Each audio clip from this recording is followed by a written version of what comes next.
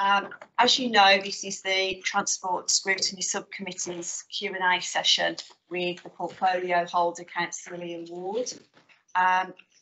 This meeting is being recorded and will be uploaded to YouTube later.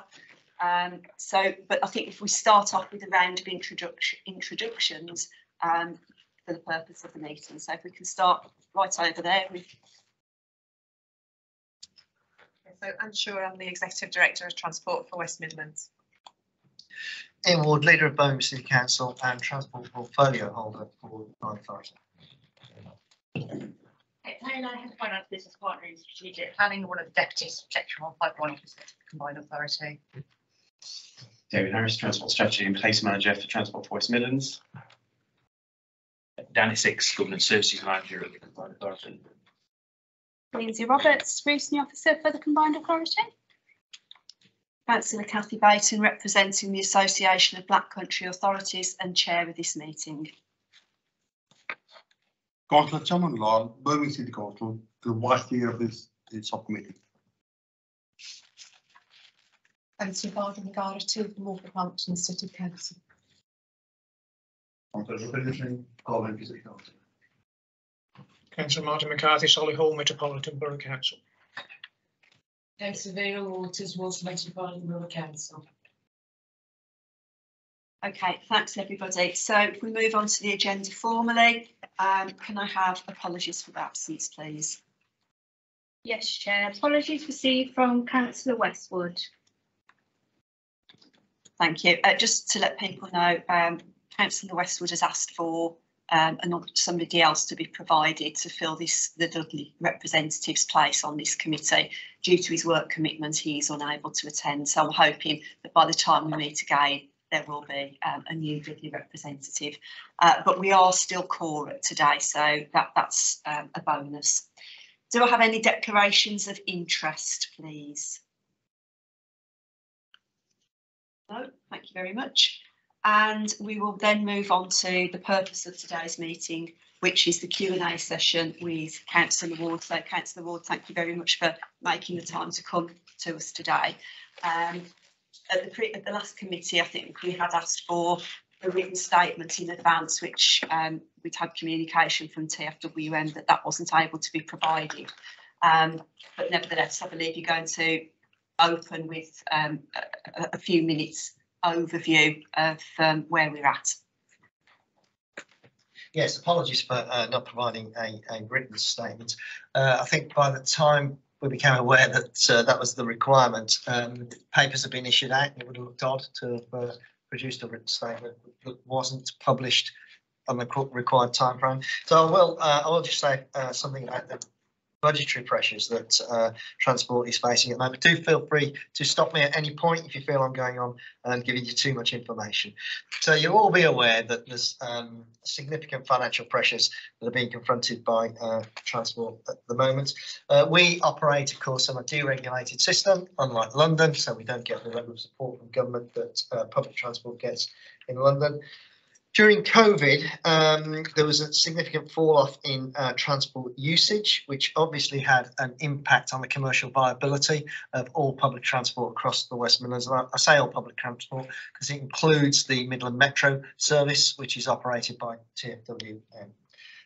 During the COVID period, of course, the government, first of all, directed that subsidy levels to operators should continue at 100%, i.e. although they weren't carrying that many passengers, we carried on paying them as if they were, and they also put in additional support for the operators as well.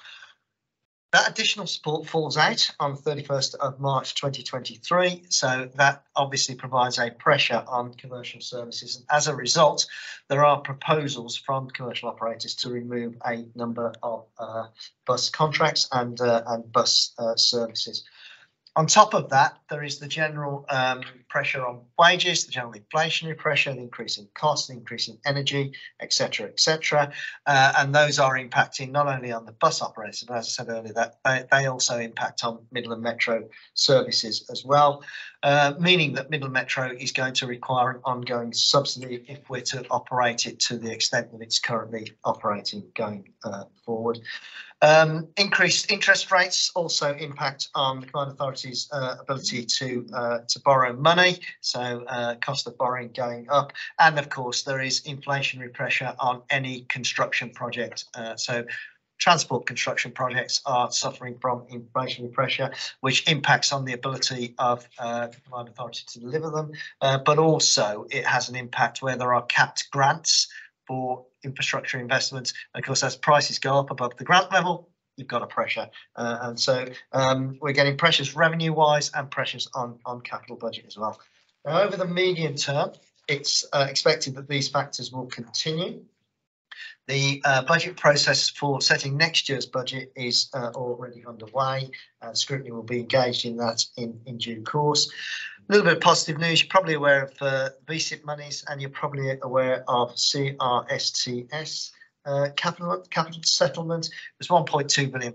It sounds like a lot of money, but it was not as much money as the Mayor thought he would be able to go and achieve. So although it helps with investment in walking and cycling going forward, it's not going to be a silver bullet around some of the challenges that we are confronted with.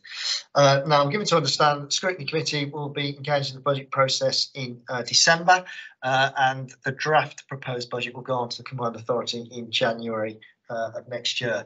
As separate to that, there is a wider review of the transport provision for supported travel policies, and that review is looking at all of the supported travel policies that Twfm currently administers to see whether we can drive any savings out of that. But I don't mislead myself that any of those decisions will be easy. They will be very, very tough decisions if we're to take any of them at all. The total cost of all of these supported services is about 20% of TFWM's total budget, but the rest of it then is made up of capital borrowing costs, the English National Concession Scheme, money in, money out, that's the way that works, and the review itself will be an evidence-based review looking at the need for all of these policies and their costs and affordability.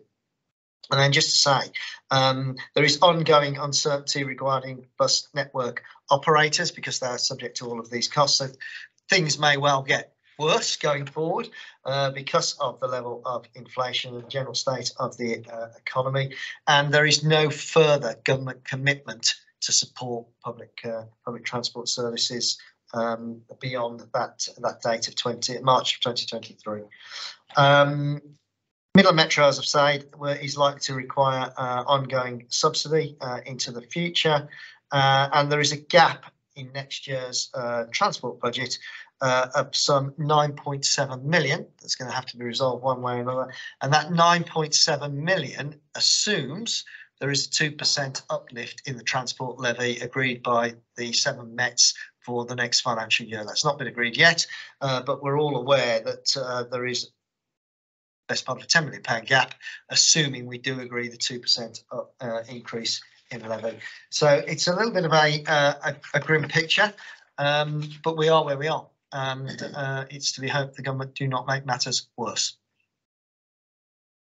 Right, thank you very much for that, Ian. Can I just, before I open it up to the committee, can I just ask what the gap will be if the local authorities do not agree to an up rate of 2%?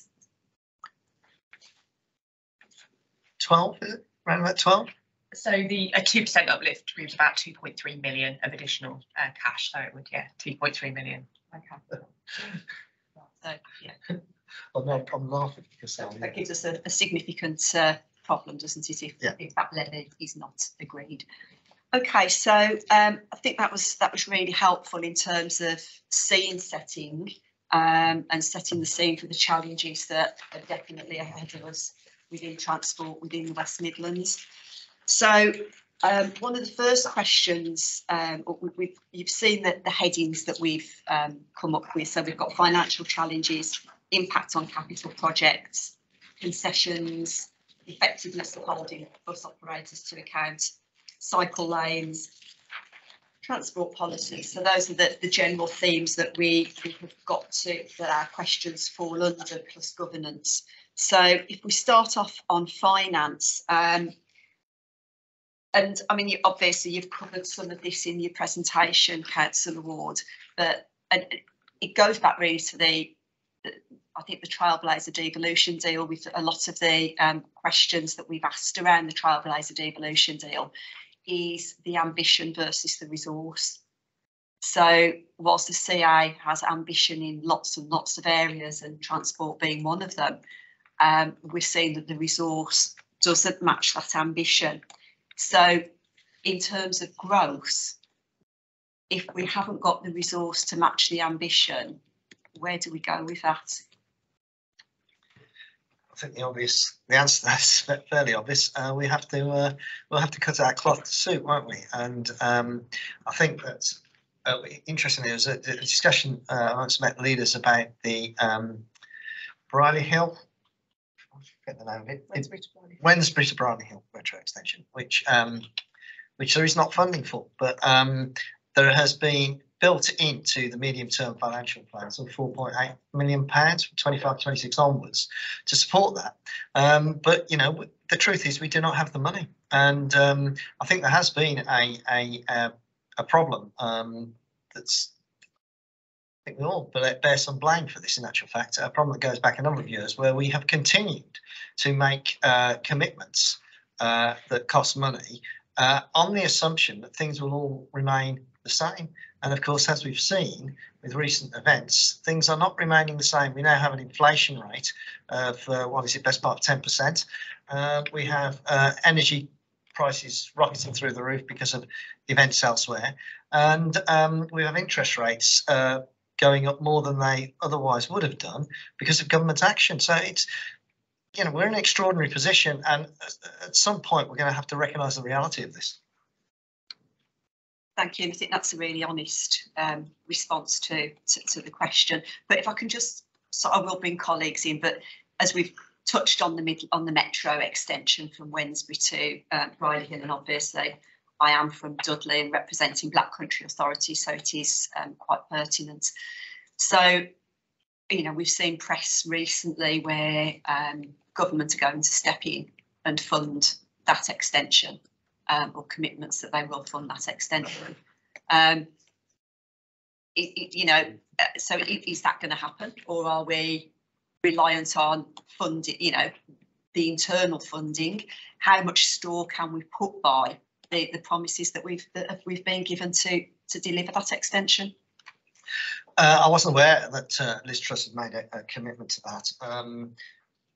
All I would say is there's been a lot of spending commitments announced by this latest iteration of the Conservative government over recent weeks. There was also the statement yesterday at PMQs that there's to be no public spending cuts to balance out the government's budget going forward. It's difficult to see how all of this works.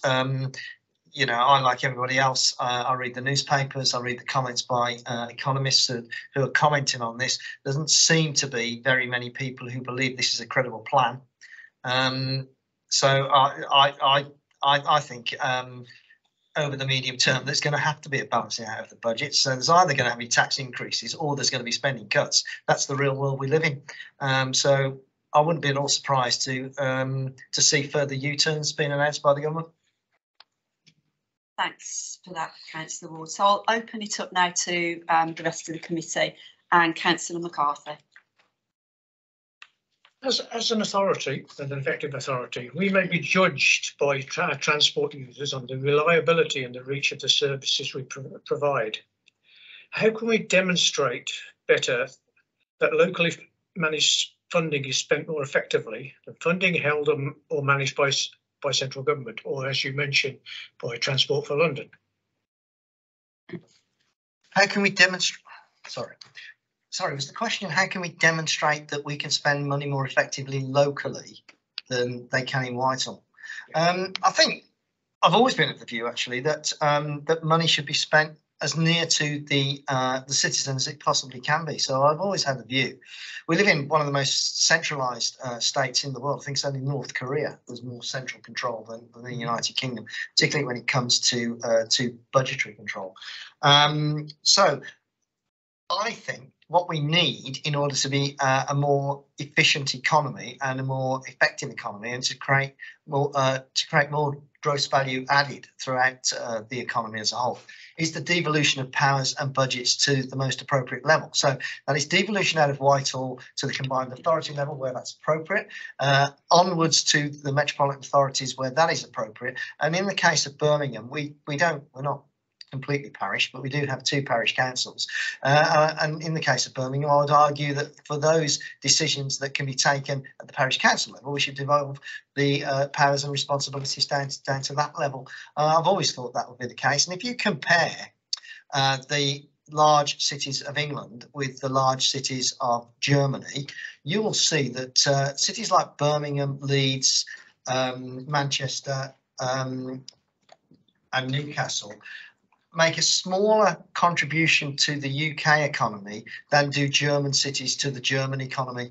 And I believe part of the explanation of this is the centralised way this country operates. Thank you for outlining the context of the answer to the question. The question was, how can we demonstrate, not what can we demonstrate? Well, I think we can only demonstrate that if they give us the budgets and the powers. The proof is in the pudding, isn't it? So devolve the powers and the budgets down to a more local level. It gives us the opportunity to demonstrate we can do things more effectively. I think there is evidence of this. There'll be evidence of this in the way that the LEPs have spent money. There'll be evidence of this in the way that the combined authority has spent money, and indeed where money is being devolved down to metropolitan authorities, there'll be evidence there as well. If you take the example of the pandemic, there was a recognition during the pandemic that the government couldn't get through that crisis without working very closely in partnership with local governments. It worked very, very effectively. And during that period, I optimistically thought that, well, now that this has been demonstrated, the government might continue to do this, but it doesn't look like they are in that space any longer. And I think it's a great shame because we had the council meeting in Birmingham on Tuesday of this week, and pretty much the comments from all 3 parties on Birmingham City Council was that the City Council had done a really good job during that period of the pandemic. And, government were talking to us directly. Every time I received a letter from government during that period, the opening paragraph read, "Thank you for all you are doing to get us through the current crisis and pandemic." Don't get that. "Thank you for all you are doing to help grow the UK economy." We don't get that as the opening letter from government ministers at the moment. Just to sum up the remainder of the intent of the question,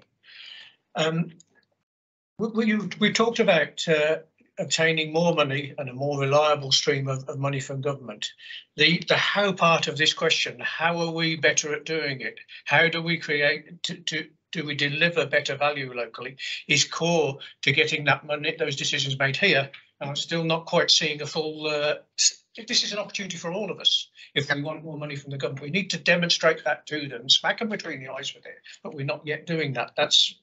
I'd like to see more work on that if possible. Well, to bring out the good things we're doing, so that not only can the government understand it, but the people of the West Midlands will start to see it too.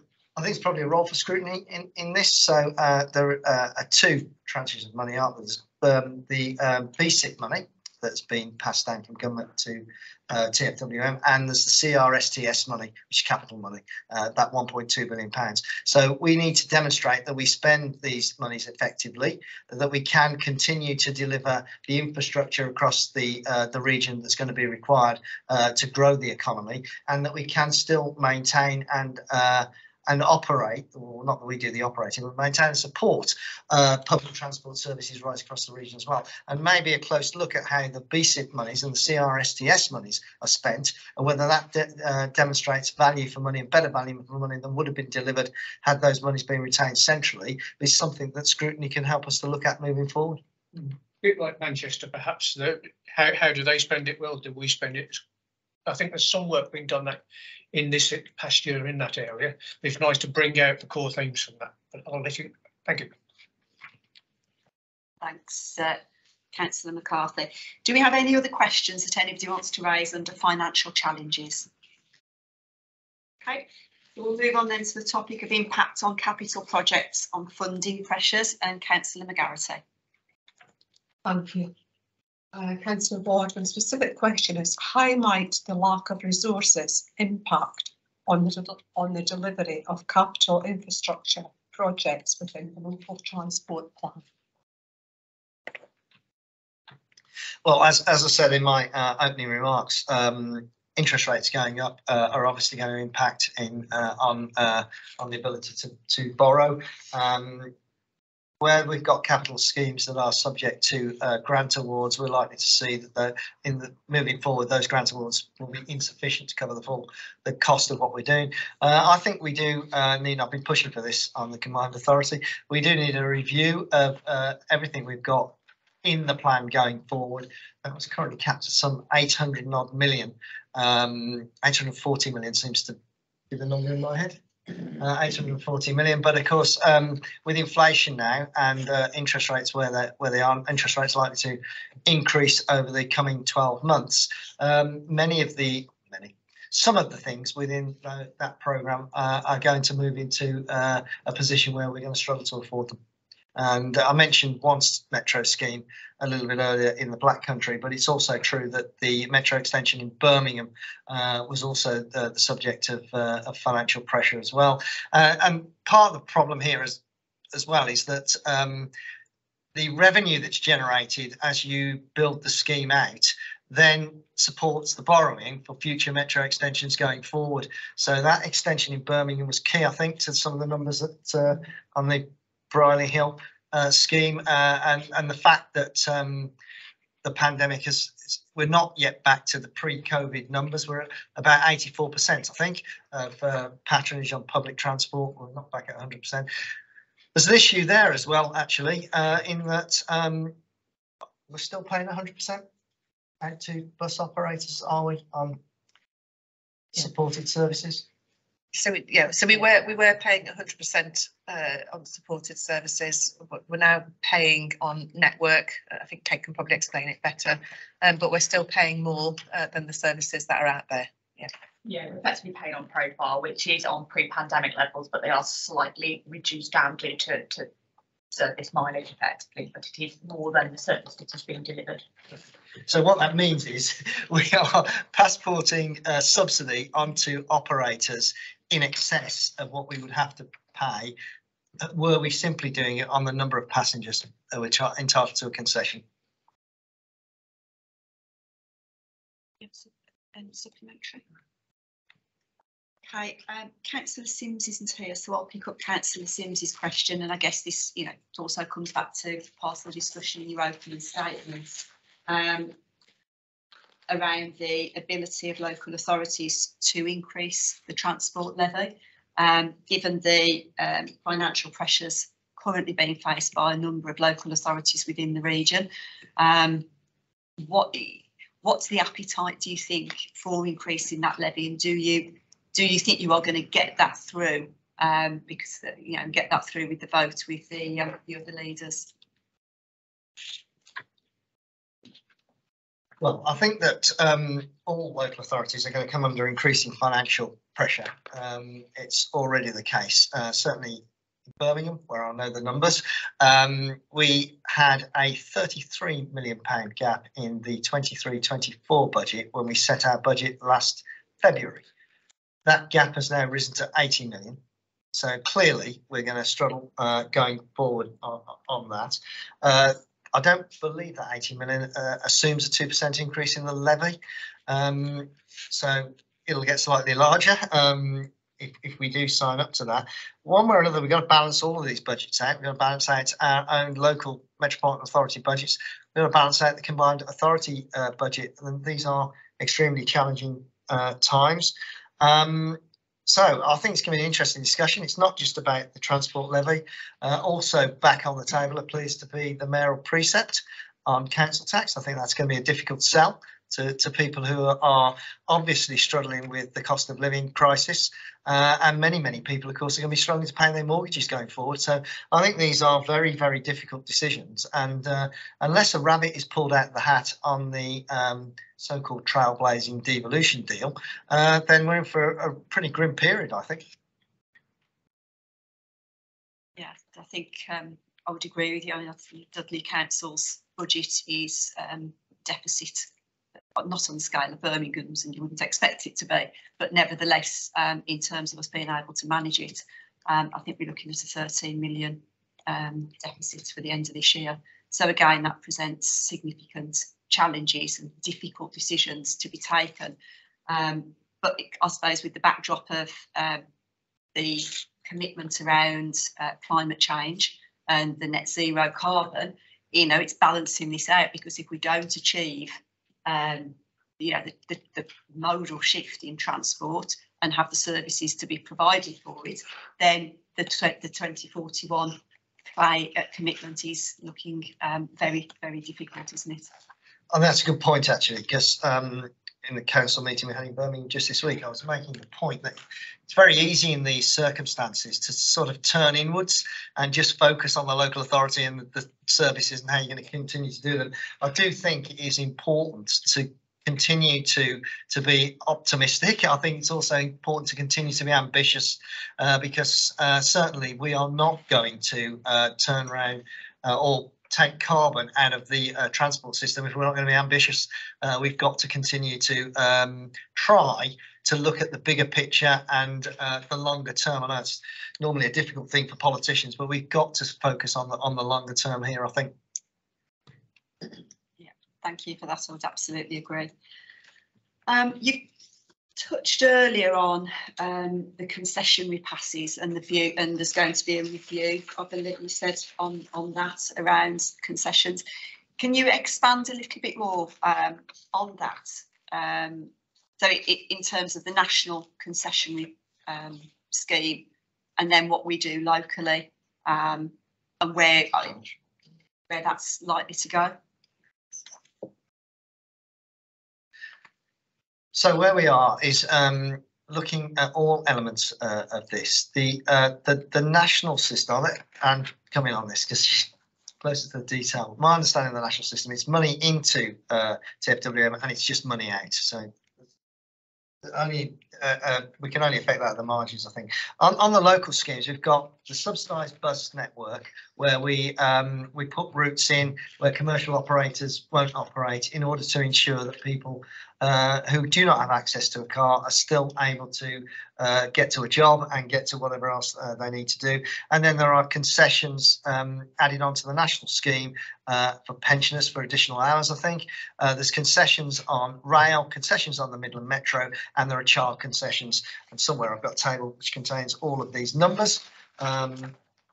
So I can tell you. So what we're currently doing on the local policy is concessions on Metro and Rail at 4.6 million, child concessions 6.7, subsidised bus network is 13.4, and accessible transport is 6.7. All of that comes to £31.4 million, and it's that £31.4 million that we are looking into. As I said earlier, that's 20% of the overall TFWM budget, and this is what we've been asked to look at. But I think it's very difficult, isn't it, to begin levering money out of those concessions, because they are the very people who need public transport in order to move around. Yeah, absolutely. And I think that leads us quite nicely into Councillor McGarrity's next question on bus networks. Sorry, not Councillor McGarrity, Councillor McArthur. Sorry. Right. Whilst recognise that we do not have direct control of the bus network and that we have a voluntary and collaborative partnership with the operators on the enhanced part through the enhanced partnership scheme and the Bus Alliance, what are your views on? I'll divide these two items into two rather than asking a long rambling question. A, the effectiveness of the Bus Alliance.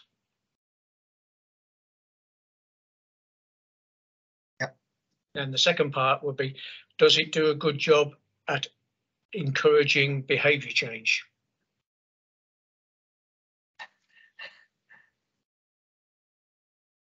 That second question is interesting.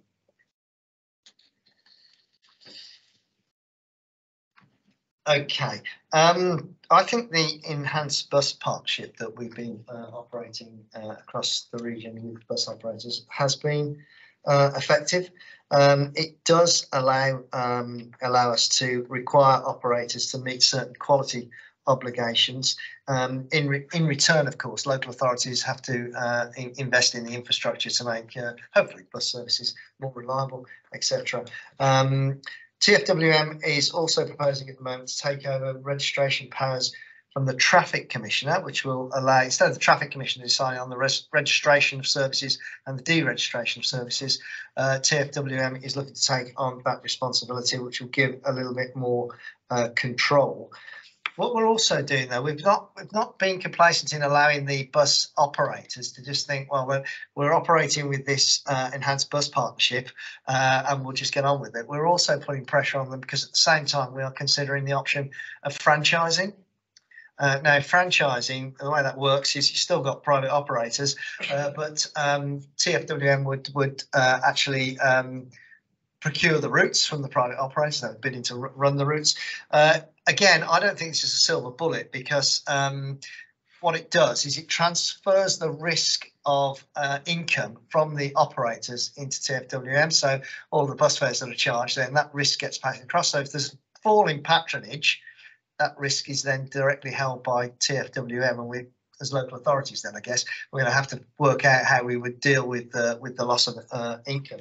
So it's for me not a silver bullet, although it would allow for additional control above and beyond what we're able to exercise on the enhanced bus partnership scheme. But it would not lead to the kind of things where we could start putting routes in here, there, and everywhere, because you're constrained by the overall envelope of money that you have available to do these things. So I think, in actual fact, there ought to be a national discussion about what we are doing with public transport, particularly in the light of where we're having to go with oil in the future in order to decarbonise things. So if you take the example of Europe, you go to any European city, anywhere in Europe really, and there's a far better public transport system than anywhere in the United Kingdom outside of London. And the reason for that is they invest far greater sums of money in public transport across Europe. It costs more money, of course, because they're investing more money. But, you know, you go to Berlin, for example, they've got a fantastic way of moving around. Why you'd need a car if you live in Berlin is beyond me. And actually, why you need a car if you live in London is beyond me. But you can see the argument if you live in some parts of the West Midlands, particularly in more rural parts. You definitely need a car because you can't rely on public transport. It's just not either regular enough or reliable enough to rely upon it. So I do think there's a national debate to be had. I know that national parties are reluctant to do this because it means, in one way or another, you have to raise more taxes. But if we're really interested in having the kind of public transport system that you see elsewhere in Europe, then we need to have that debate. Yeah, I'm quite familiar with the transport systems in Nuremberg, Munich and Hanover and places like that, where you can get 3 modes of transport within half an hour and get off where you want to be. But coming back to the ultimate piece of work on this board last year, which was a report on improving the transport for the safety of women and girls. The comments that we made on that at the time was that we need the services to become more dependable fast, because typically in Chelmsford would transfer centre somewhere like 10:30 on Saturday night, and you have a young woman coming up to the bus stop because the overhead destination board said her bus is in 3 minutes or 5 minutes, and it changes to 45 minutes. We don't seem to have the level of control or influence over the providers to start to fix that situation. What would your comment be on that? I think I'll agree with you actually, but Anne may want to comment on this as well. I've experienced that, the situation you've described as well, where you're stood at the stop, it says 3 minutes, and then all of a sudden nothing turns up, and it's then whatever, and it's very annoying. And we've got to, I think, well, that's wrong. Most people recognise that we have got to, going forward, get people out of their cars and onto public transport and more sustainable forms of moving around, particularly for those short journeys. So in Birmingham, it's something like 45% of all car journeys are under 2 miles. So for those journeys, people have got to be cycling, scootering or walking in the future. And for longer journeys, we've got to get people onto public transport. In order to do that, I think, first of all, public transport's got to be reliable. If it can't get you to where you need to be in time to start work, say, then it's never going to work. So it's got to be more reliable than it currently is. In order to make it reliable, you've got to invest in segregated bus lanes, and you've got to give priority to the bus going down those bus lanes. I do have some issues with the scheme that's been introduced on the A45, where I think we could have been bolder in prioritising the bus down the A45 than we've actually been. It still gets stuck at some of the junctions and the roundabouts going down that route, although Anne will no doubt tell me it's more reliable than it was previously. But you've got to build in absolute reliability. Secondly, it's got to be safe. Or anybody else, actually. They're not going to get on the bus if they don't feel it's safe, but women in particular are not going to get on the bus if they don't feel it's safe. And this comes back to your question, isn't it, about behaviour change and whether we are, through the enhanced partnership arrangement, able to influence that type of behaviour change, i.e. making the buses safer and indeed cleaner, because I've also been on buses where you think, Christ, when was this last cleaned? So yeah, I'm going to bring Anne in to talk about the behaviour change issue, because I feel it's kind of beyond my knowledge of this at the moment. But the other thing I would say, and I say this all the time, if we're genuinely going to get people out of cars, the other thing you've got to do is you've got to squeeze the car on the networks. You've got to slow down the car. My position has always been this: if I can get to where I'm going at the same time as the bus, I'm probably not getting out of my car. So you've got to slow me down, you'll speed the bus up. The bus has got to get there before the car, because if the bus gets there before the car, I am then thinking, maybe I don't get in the car, maybe I should get on the bus because it's going to be a more efficient journey. I think we're some way away from that. And I think if we're going to achieve that, it's going to take political will to achieve it. So I'll come back to what I just said. Anne will respond to this, and I will encourage her to respond as she sees it. But that A45 bus route, which is supposed to be a bus rapid transit route into the city, so it's a key step really in trying to encourage people out of cars and onto buses. I would, if I was drawing up that scheme, I would have been bolder. I would have actually prioritised the bus right down that route, stopped the cars and squeezed the space for the car down the entirety of the route. Where if you go and drive down it, cars are allowed back into the lane that the bus is in at several points, and certainly that huge junction on the ring road near to the Blues ground, the bus does not have priority through that junction in the way that I would have stopped everything else to allow the bus to go through. In order to do these things, though, you need the political will to do them. And across the West Midlands, I don't think we have that unity of political will. Well, the big challenge with what you're mentioning is being able to do it without damaging the economy to an extent that is unsustainable. Well, if you drive all the cars off the road. No, I don't think taking all the cars. Slow them down too much, you end up with environmental problems and. I agree. So what we get regularly in Birmingham is we get gridlock in the city centre. You only need one breakdown anywhere on the ring road, or certainly in any of the tunnels through Birmingham, and you'll gridlock the network. Particularly a bus. If it's a bus, buses don't go down the tunnels. Not down the tunnel. No, they don't go down the tunnels. Anyway, going forward, if with the population growth that we're going to get, if we simply accept that we'll just move everybody out of a diesel or petrol car into an electric car, with the increasing population and the increased number of cars on the road, we will gridlock. Certainly Birmingham will gridlock going forward, and it is the gridlocking and the traffic jams that cause the cost to the economy. What we have to do is move people around in more efficient and different ways. That is the best way of ensuring that the economy can continue to grow as well. it's a real challenge, I think, because if you get on public transport across the West Midlands, you don't normally see people wearing suits. You go to Europe, you will see people wearing suits on the public transport network. It goes back to what I was saying earlier. We need a national debate about the level of money we are prepared to invest in public transport nationally going forward. And you might want to comment on some of the controversial things I've said, particularly about the A45. But I will leave the A45 question to your traffic manager in terms of his requirements for keeping the network flowing for all vehicles. But I certainly would have put the whole bus lane down there had you told me to do that at the time as well. But your traffic manager had something different to say about it as well. In terms of just more broader context, obviously we're going through the local transport plan refresh. Scrutiny will have remembered, the 6 motives for change. It is about behaviour change. It is about that long-term plan that Councillor Ward has already mentioned, and sort of keeping the faith around that with some of the more immediate challenges that we're facing this current year and for the foreseeable as well. There are a couple of things in terms of behaviour change, and obviously particularly around buses. The BSIP money is updating the enhanced partnership, if you like. So the transformation of the bus network.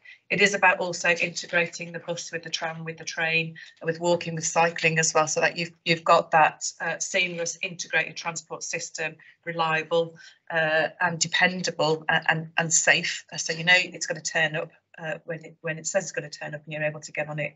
And that comes back to some of the other things that we've got within the BSIP funding. So that 88 million of funding over the next 3 years. We'll be looking at how we can improve the performance of the operators, how we can make the information and data available to passengers much more reliable as well, so it's trusted. I don't think anybody trusts the information that's out there at the moment. That's something that we're working on as well. That will help with some of the behaviour change. We need to be able to market public transport as well. That's covered in the BSIP monies, but we need to do that alongside the other modes. So we'll be working with the likes of West Midlands Trains and Midland Metro Limited about how we do that collectively. And then there is also funding within that BSIP money for passenger incentives, and that is to attract more people to the bus, to make it a mode of choice and not a mode out of necessity, I think as well. So that's probably along the lines of what Councillor Ward has just said.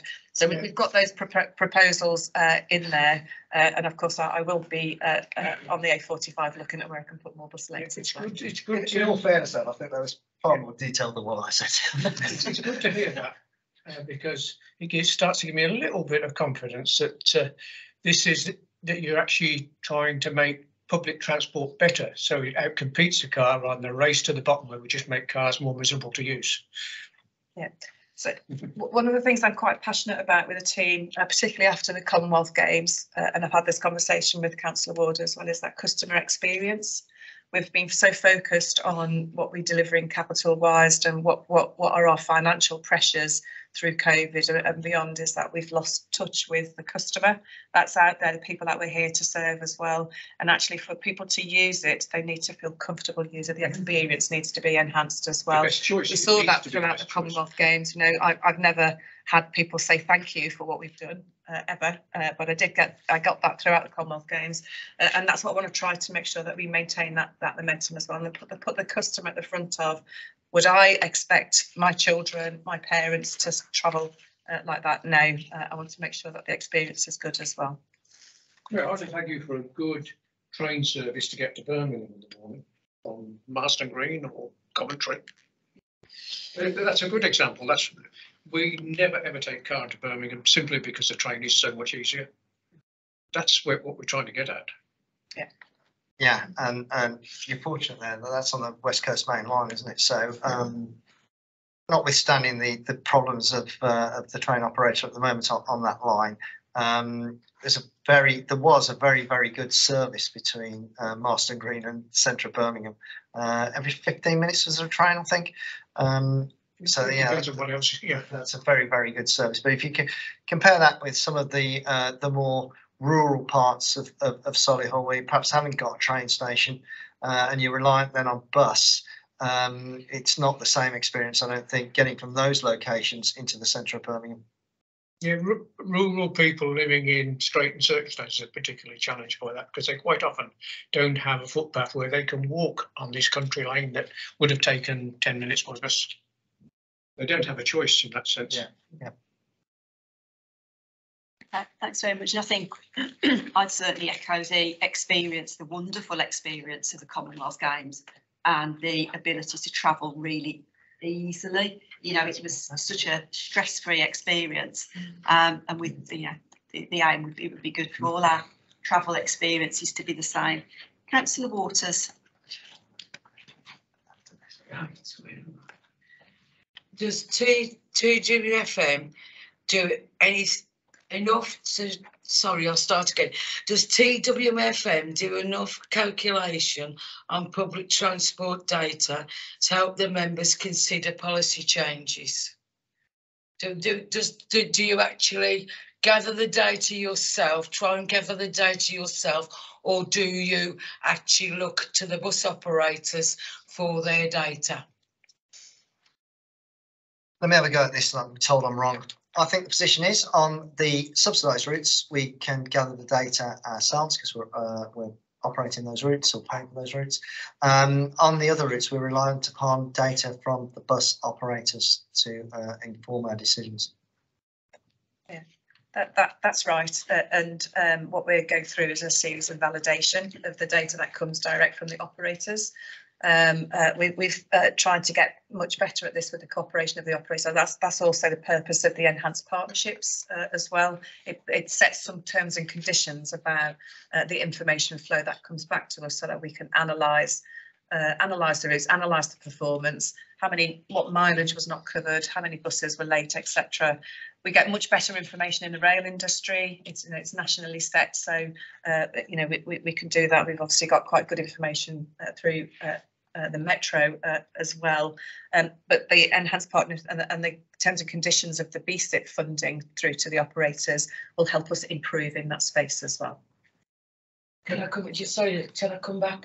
Now the thing is, when you scan your pass, or that you get on the bus, the driver will log in your ticket, so they know when you've got on the bus, but they don't know when you've got off the bus. They don't know how long your journey is actually going to be, and it's just a pity there isn't a way of actually logging those details, so as you actually know the footfall on the bus to the actual destinations that people actually travel. We do log through the Swift cards, so we get that data directly ourselves of people where they get on, where they tap on to the bus, and also the other services that they can use their Swift card on as well. You're right that we don't know where they get off, but we do have a team of people who actually go out doing surveys on the network. So we don't do it all of the time, but we have data that is collected, and plus through our data insight team as well. We've got a wealth of other information that's coming in from other sources. So we do the sort of like the data engineering and the analysis to give us as best as we can in terms of that. I always believe that we can be better in the data that we collect, but it's effort versus cost. So you just need the good enough information to allow you to make sure that you've got the right set of information to make those future decisions as well. Diamond have actually got, besides when you scan to go on, not everybody uses it, which they should encourage to do. They've got a scanner, you can scan when you get off, so they get the data when you go off. Now that'd be an absolutely brilliant thing to actually bring in, for everybody to bring in, because you can actually see, it helps them, helps the bus companies actually realise how many passengers have gone to the full to the end of the line, how many have got off, how many buses do we actually need on this route, because they're only going to there. If we run the bus just to Aldridge, we know that that's going to be the right place to, and that kind of way. No, it's a good way of capturing the information, that much more granular way. It's how do you then use that information to improve the services. Yeah. I didn't mention as well, we also collect GPS data from all of the buses as well. So through a real-time information piece of work that we did, we can track the buses and we can see the performance in terms of schedule time versus what they actually do as well. And we do that with the cooperation of the bus operators. But there's two things: there's passenger numbers, which is what you're talking about, but there's also the performance of the scheduled services against those schedules as well, through tracking the actual bus itself. So I mean, that makes interesting reading at the moment. It does. Yeah, it does. Thank you. Thank you, Councillor Waters. And I've got Councillor Singh with a supplementary. Thank you. Basically, one of my question is, do you think TFM does enough for to make school bus service suitable for children? And also, I want to know. Do you hear me? Okay. Yeah. And another one is that because we were a combined authority, when people are, especially young people, when they're traveling from, say, West Midlands to Warwickshire or other area, the bus service or the transport bus service is not that good. So, do we have any plans to help young people, like school children, university students, and apprentices across the combined authority, especially when we have a cost of living crisis rising too much? And just I will add one suggestion regarding how you can change the behavior of the people. Long time ago, suggested to London that we can have, if possible, have a one day when people can travel for free and see what difference it make, and as a just experiment, once on the weekend, once on the weekday, to see if that make any difference. Thank you. Well, first of all, on children, young people, and students, the current concession goes up to your 19th birthday. So you still get half price travel when you are 18. There is a scheme, I think, that operates for students beyond that. So we've also got the apprentice scheme. Yeah. So can I just clarify? My question is particularly regarding within the combined authority. Say a child want to go from Coventry to Nuneaton, yep, or from Nuneaton to Warwickshire. The ticket of cost of traveling is far higher than if they're traveling from Coventry to Birmingham. Yep. Yeah, that's that question basically. Yeah, it will be, yeah, because the half price child subsidy applies across 7 metropolitan authorities. Okay. That's on my experience. People have told me, because there are children who go from Coventry to Nuneaton, and the bus fare is far more dear for them.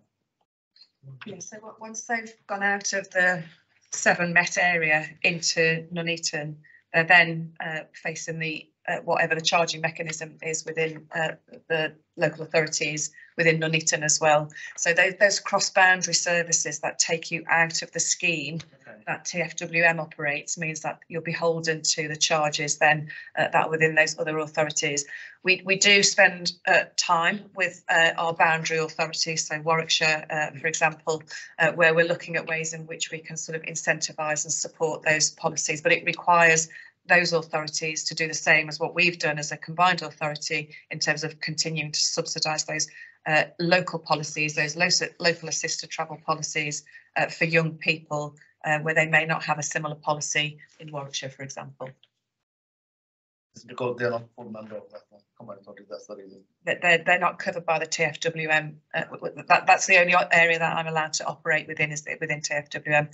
I would need to influence the other authorities, but those councillors in those other areas would also need to make decisions about where they use their finances in that way as well. In that case, I will ask supplementary that do they have their own schemes in their areas? So if they do, then it should not be too difficult to engage with them to say, look, if children are affected by this thing and the cost of living is getting worse and people are really struggling, now is the time to say, open that frank engagement with people, say, don't be too protective of your postcode and let's work to help everyone. I think the difficulty is that the schemes operate differently in different locations, and obviously the schemes are built into existing budgets. So it's not the case that everywhere offers 50% concession for children. Some other areas don't. They offer a third, or they offer even less. So that's the difficulty. It also applies to the subsidised routes as well. So there's controversy in Birmingham at the moment because the 144 service, which is subsidised by Worcestershire County Council, they have removed the subsidy on that route. So it's no longer possible to get on in Worcester City and get off in Birmingham City centre. That route no longer operates like that because they've withdrawn the subsidy. Now, I get lots of complaints from not only people in Birmingham, people in Bromsgrove who were used to that service and be able to get on it and get off in Birmingham. So there's always a knock-on impact when decisions are taken elsewhere with routes and services that come into the West Midlands.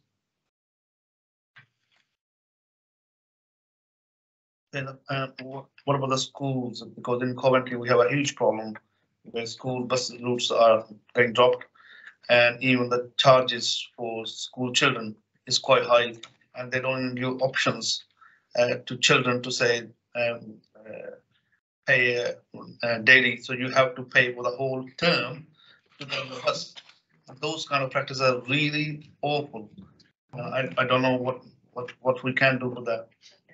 So school services, some are operated direct through the local authorities or with the education authority as well. And TFWM supports those conversations, but doesn't have the direct responsibility.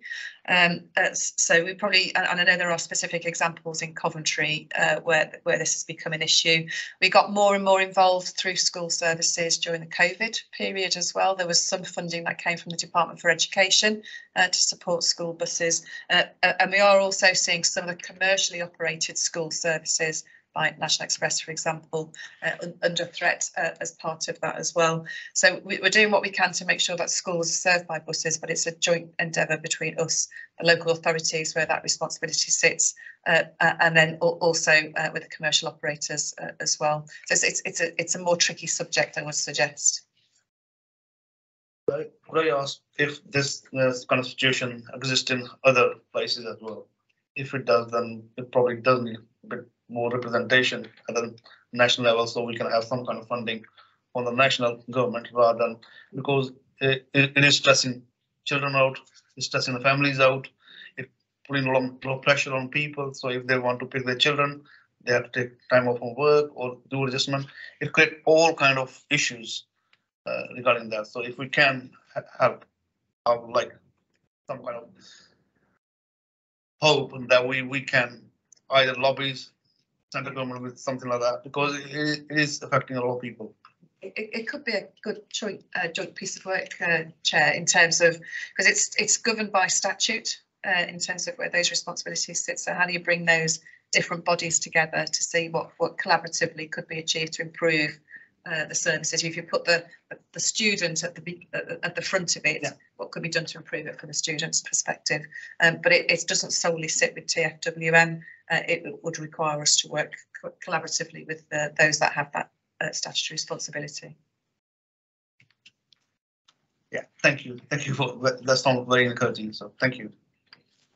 Councillor Lau. Thank you. Thank you, Councillor Moore, for taking it on with me. Perhaps I can help with the Councillor Singh's concern that we can lobby the government that if they have young people consecutively pass, same as the senior citizen consecutively pass, that's one way of having nationalised, subsidised travel for all the children across all of the UK. I mean, that's the best way of dealing with it. If you have a national consecutively pass for young people, rather depending on local yeah, in the same way as that applies to pensioners. Yeah, and perhaps you can lobby for them so that the government, if you can consider that. Okay. My question is colleague Ward, last year we had a major disruptions of the Midland Metro due to vehicle defects and of the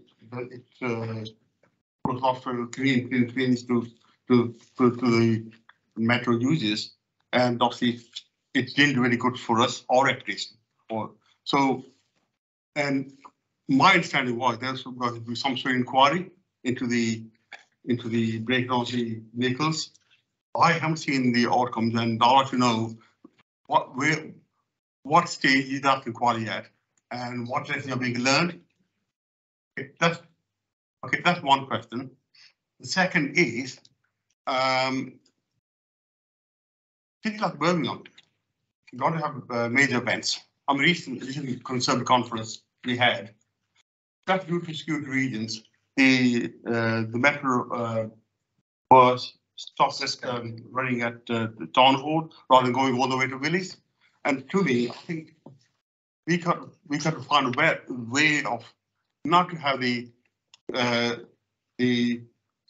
zoning journey, the metro journeys, if you have major events. So can we get around that? Otherwise, look, if you have the as it was during the conference, people coming from one side could go up to the town hall, but anybody coming from the village side, they will, they have a lot of service, which is not very, acceptable sort of thing. So what can we do about that to make sure that if you have major events with Birmingham or some, on one side, that the services continue as normal? Okay, on the first point, I'm not aware of an inquiry into the problems on the metro service, which were initially cracks in the older tram vehicles that then all had to be repaired. I think it was unfortunate that dates were given for the metro service to be back up and running again that were not met. The other problem was on the new vehicles. There's probably the bolts holding the floor down, apparently. It is a bit puzzling that arose on new vehicles, but I'm not aware of any inquiry. Secondly, on major events, any major event, the primary consideration has to be the safety of the public. So in the case of the Conservative Party conference, the police view was that it would not be safe to continue to run metros, in particular underneath the bridge that linked the Hyatt Hotel into the ICC. And on these matters, you've got to be guided by the advice given in order to keep the public safe. If you think about it, the Commonwealth Games as well, although free public transport was provided for those that had tickets for the Commonwealth Games, there was nonetheless disruption elsewhere as a result of an event of that scale coming into the city. These things are unavoidable. The free public transport that was provided during the Games, I don't know what the cost of that was. I was asking Anne a little bit earlier on, but it has certainly brought to the attention of many people, not least those that run stadia around Birmingham, the benefits of having such a system operating during a major event. So we're in discussion now with some of those venues about how we might improve public transport for large events going forward. If I come back about the thing that I do understand the need for scrutiny considerations to have the services terminated at certain points. But London, they have big demonstrations and everything, but the transport in London don't get stopped. Well, that again, Sharon, would be on the advice of the police, wouldn't it? So, I can't speak for the Metropolitan Police in London. Anne's just written something on this piece of paper she might want to comment on. But I come back to if the advice of West Midlands Police is that it's not safe to do this, you'd be very brave to go against that advice. Obviously, in previous party conferences that have been held at the ICC, the tram wasn't operating. Now it is. And the police do have a tried and tested security plan. Of course, buses were also diverted, so we're working through Broad Street as well. They're on quite a big diversion. So I think it's only right to raise the question with the police around the security plan to understand whether there is a mechanism whereby any concerns that they have can be mitigated in order to allow the tram system to work now that is operating. We at least need to explore it, and if they still give us the advice that we shouldn't run it, then at least we've done that, and that's something that we've picked up following on from the party conference this year. Thanks. Councillor Waters with a supplementary. Right, we've discussed getting people out of cars and onto buses. The issue at the moment is in a lot of routes we have buses running together. I can understand this because of traffic at peak times. However, this continues throughout the day on certain routes. So it means that you got buses missing, you get 2 or 3 in a row and what have you. And I've actually stood and spoke to people who are annoyed, frustrated because the bus hasn't turned up. And some of them have actually decided to ditch the car for the day and use public transport, so as they haven't got to pay for parking, thought it'd be a lot easier. And they've actually said, if this is what's going on, they'll go back to using the car because they're very dissatisfied with that.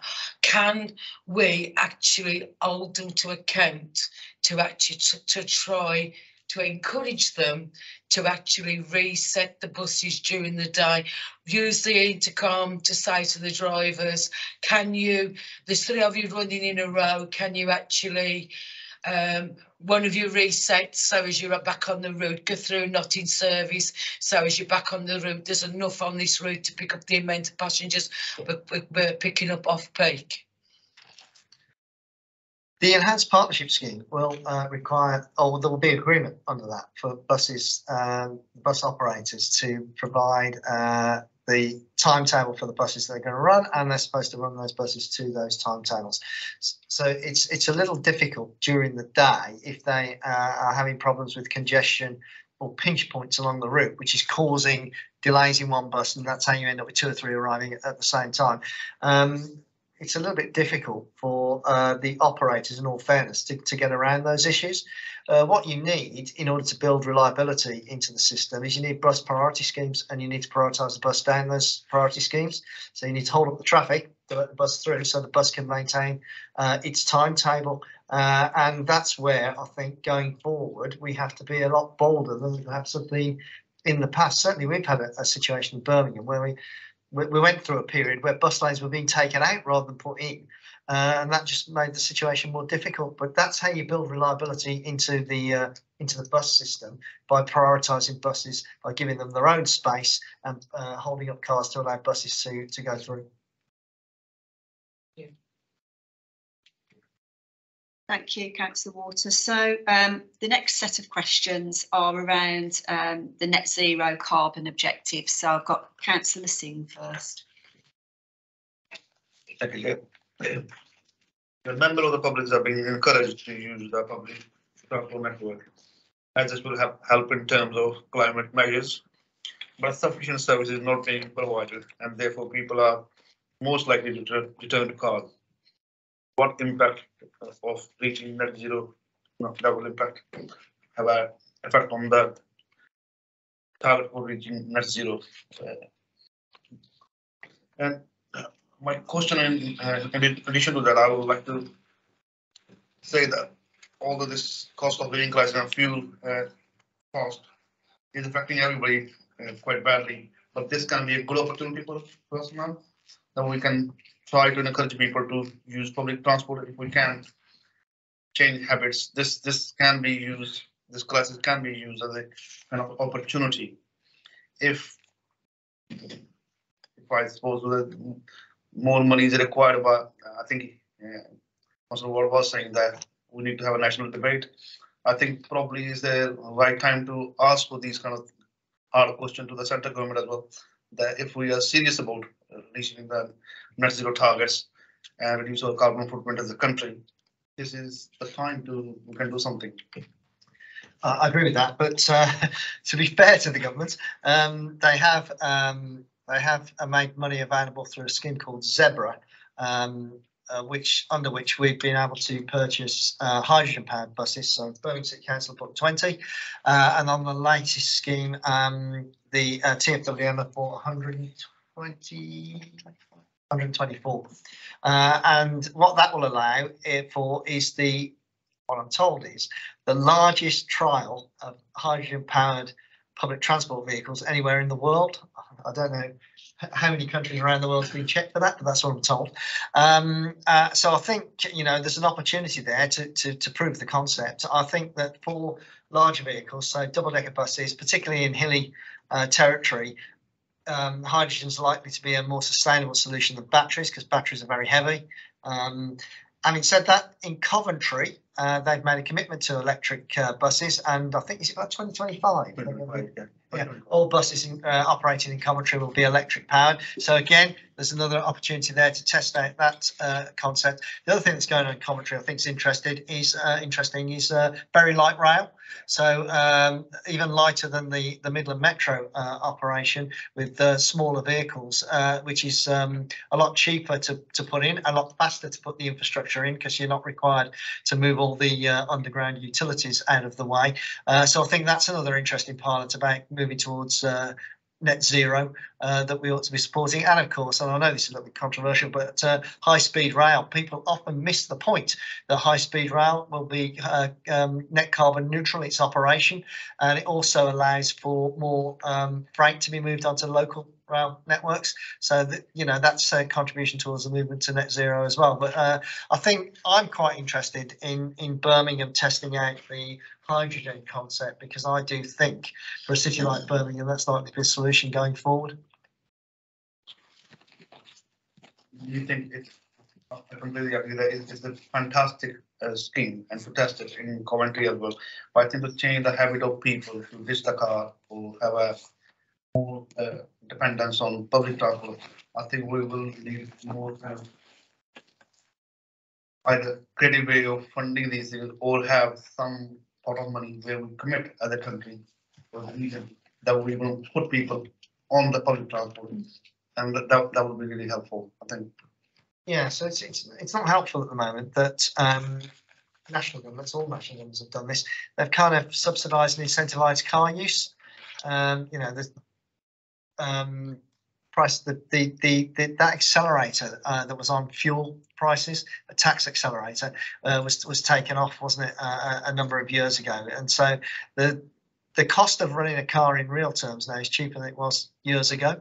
And I think it comes back to Councillor McCarthy's point, actually, that you also need to make it safer, more comfortable to travel on the bus. I do think, actually, I remember having this conversation with National Express a number of years ago when I asked them, why don't you facilitate internet access on your buses? And they said, oh, there's no demand for it. Well, they seem to have discovered a demand for it now, because they are introducing it on their buses. And you've got to do things like that make it more convenient, more comfortable for people to travel on public transport.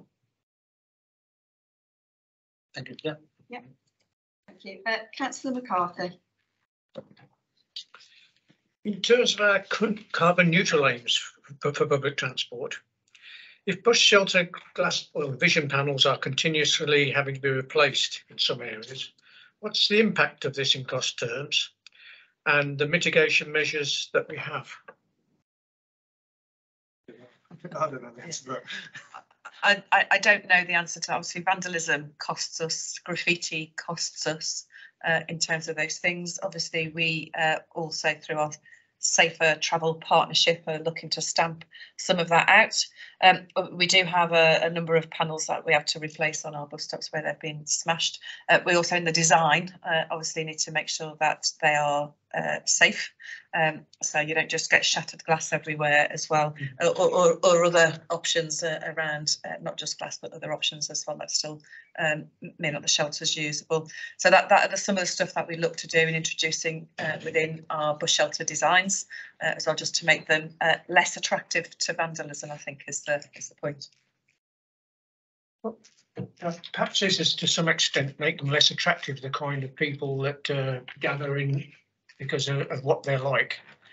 And all those kind of people not only vandalise shelters, but they're not the kind of people a vulnerable person travelling alone wants to stand at the bus stop with some of that time. But the key issue behind this question is, what is it costing us? And if we can drive that cost down, could we contribute that money to actually having a bus in some places? Because it's nice to have very pretty shelters, but in some places people are not getting something on four wheels that picks them up and takes them somewhere. And it's perhaps an opportunity, because we've heard this morning quite a bit about limited funds. I don't have the answer, so I could certainly take that away and have a look at that. I don't think it'll be huge amounts of money though, so whether it'll be enough to pay for other services. Let's see what it is. Yeah, but it's worth having a look at. And of course, within our newer bus projects, so like likes of Sprint, and you'll see the change in the design of the bus stop, which is dealing with exactly what you were saying about people don't want to wait somewhere where they're hidden and could be more vulnerable as well. So we've designed some of those things out within the newer bus stops that we're putting in. Thank you. Councillor McGarity. Thank you. Are the transport elements of the WM 2041 net carbon strategy going to be deliverable in the current funding model? That's a great question. To which I don't think it's too far away, isn't it? It's still 20 years to say with any certainty that this will be delivered, because not only a few years ago the assumption was that we were going to have 2% rate of inflation for the period, and that's not proven to be the case. We are currently renewing the local transport plan. I was having this discussion actually with Mike Waters a couple of weeks ago, that some of the assumptions that we've built into the local transport plan about decarbonisation, are they still deliverable? And I think there's a real question around that, because you know, are we going to have the money to roll out the metro network on the ambitious plans that we originally set out? I don't know. So it would appear that sort of everything's a little bit on hold at the moment. Everything going on. Yeah, I think with the current economic situation, lots of things are uncertain going forward, aren't they? Thank you. So if we move on to cycle lanes, is there a cycle lane policy across the region, or is it dependent on each local authority putting forward their plans to attract resources? If it's the latter, how do we achieve a joined up cycle plan across the region? Well, I think there are discussions between highway engineers in all of the 7 Mets and TfWM about these matters, and it's Scrutiny.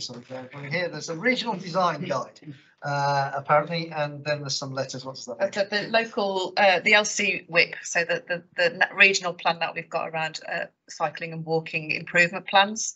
So we've got a regional ambition around what those cycling and walking improvements need to be. And then, of course, the regional design guide that we've developed sets the standards. And now we've also got Active Travel England that's been created, and the funding that's come through for cycling and walking, I think 17.7 million for funding, plus schemes within CRSTS as well, has to be designed within those requirements for Active Travel England as well. So quality infrastructure on those routes that once you've done, there's through the region, through each local authority, the cycling and walking teams are working together to create that regional network. And then also opportunities with development and other stuff that comes forward, we seize on those as well to make sure that we're plugging those gaps. The schemes within the CRSTS money were all agreed with the local authorities, and there is money within that 1.2 billion for improved cycling. So what you should see actually with that money is the rollout of more cycle lanes right across the region. I know particularly in Birmingham we're planning to do that. Yeah, I think that's really what generated my questions, because we'd seen from Birmingham you were quite ambitious in the number of cycle lanes you wanted to roll out. But I'm from an authority where I'm not seeing any improvement in cycle lanes. You know, we have cycle lanes that just kind of finish with nowhere to go if you wanted to stay on them. That actually, if you've got parked cars, you can't get round on if you use the cycle lane because it goes through the parking.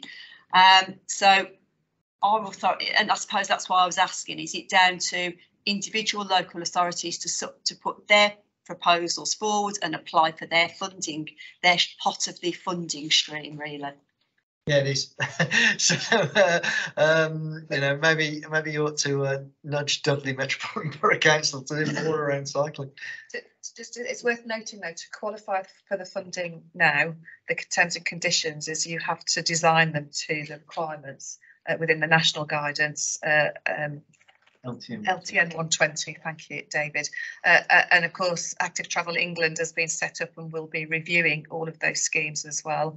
So if Dudley Council didn't put a scheme that met those standards, it's unlikely that it will actually be allowed to spend that money. So it is down to each local authority to make sure, and councils within each local authority to agree the schemes as they come forward. Thank you for that clarity. That's really helpful. Councillor Singh. Thank you. Mine is a very simple one. I know we have a set standard which people have to follow to make cycling, but there are some other lessons learned, like a simple thing like having a water tap on the road can help people. People feel that they can fill up the water bottle, or making sure that it is properly lit for the winter time. Those kind of things.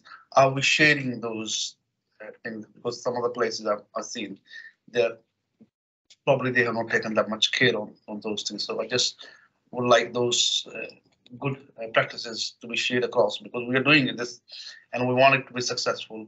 But these are small things, but they are very helpful in many ways. Yeah, that's the question. Thank you. Well, there is a sharing of best practice across the West Midlands. So hopefully those things will get picked up. Often I get criticism from people who say that we put these cycle lanes in, they don't get used. They do in actual fact get used, but it takes a little bit of time once you put the scheme in for people to start using them. And interestingly, in Birmingham now, the cycle lanes that we put in get used not only by cycles but also by Voy scooters on scooter hire scheme, those scooters are very, very popular amongst students and young people. Councillor Waters. Along the lines of the e-scooters, I'm not sure what government legislation there is, but there does need to be some. Can they actually, do they go on the footpath, or are they allowed on the road? Because, I mean, I'll give you an example. The other morning, I'm walking up Snow Hill in Wolverhampton, nothing's coming. Then all of a sudden, somebody's shouting to me, a guy had come at right speed along the road, and I had to stand and wait for him to go up. And then he went up on the right side of the road that he was supposed to be going at. But then right in the middle of the road, he went straight across and he was facing the wrong side of the road. And I'm like, he could have had an accident, anything could have happened there. So is there any legislation on e-scooters? And if not, we need to lobby the government to get some, because it's, what's the name? The e-scooter pilot has been the longest pilot of anything I can ever recall. It's gone on for years, with the government continually extending the time of the pilot. They are indicating it will now come to an end next year, is it? Next year, yeah. And what the government are doing is consulting local authorities on what regulation they should put in place. The view we've taken is that we've been part of the pilot because that gives us a lever to influence how these schemes will operate and work in the future. Now, in actual fact, they shouldn't be using these scooters on footpaths, but there is a technology challenge to actually achieving that. And I think the other issue is the racking of these vehicles and how they get left here, there and everywhere. Now, Voy, the operator, say that they do penalise users if they don't park the vehicles correctly. With the pilot coming to an end, we are obviously in a position towards the end of this year to re-procure the contract with a view to a longer term arrangement. And obviously, Voy, having operated the pilot here in Birmingham and the West Midlands, they are keen to win that contract, but it'd be a competitive process. They've spoken to me a couple of times, and I've said to them that my expectation is that they make every effort, if they're to win this contract, and indeed anybody else who's bidding, to come up with a technological solution to preventing these vehicles from operating on the footpath. Now, I accept the GPS is not accurate enough for that, because it can be 1 foot difference between whether you're on the road or not on the footpath. But my view is it is dangerous to have these vehicles mixing with pedestrians on the footpath, so we do need a solution. And we also, I accept that they can't be racked everywhere at every single location, but we need to have more investment in racking so they're not left so untidy at the places where they are most used. So I'll be looking for all of the bidders for the longer term contract to come up with solutions to those two issues. And then, of course, the government are consulting on what the regulations should be, and we will obviously respond to that consultation. I'm working on the assumption there will be scooter hire schemes going forward. I don't think the government, I think the genie's out the bottle, you can't really stop it. The real challenge is going to be on privately owned scooters, because how do you control how they are operated, and indeed how do you control the speeds at which some of those privately operated scooters can travel at? Something quite reckless speeds in actual fact.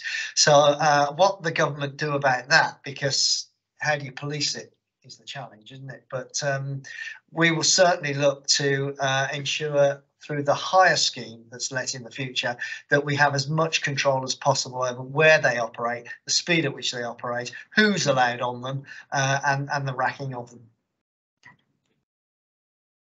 Okay, thanks very much, Councillor Waters, for that. And that brings us to the end of the hour and a half. We have got one section on transport governance that we haven't had time to cover. But I'd like to thank Councillor Ward and the officers for their time. But I think it's, Councillor Ward has answered very honestly.